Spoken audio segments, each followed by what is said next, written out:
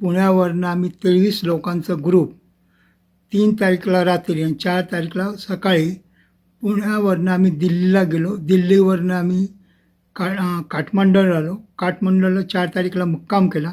5 तारीखला आम्ही पोखराला गेलो. 5 आणि 6ला आम्ही पोखराला होतो. 7 तारीखला आम्ही चंद्रगिरी रिसॉर्टमध्ये राहिलो होतो. 8 तारीखला आम्ही 8 तारीखला चंद्रगिरी रिसॉर्टवरनं निघून आम्ही काठमांडूला पोचलो आणि रस्त्यातच आम्हाला कर्फ्यूचा त्रास झाला. तर बसमध्ये आम्ही रस्त्यामध्ये उतरलो आणि हॉटेलपर्यंत आम्ही चालत गेलो.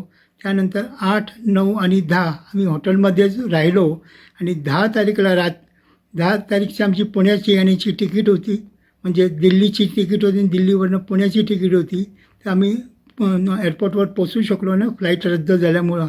आम्ही 23 लोकं आहे आणि 23मध्ये 21 लोकं सिनियर सिटीजन आहे आणि बाकी आम्ही हॉटेल राहिलेलो आहे आणि सगळे वयस्कर असल्यामुळं आम्हाला हे मार्गदर्शन करावं आणि आम्हाला मदत करावी.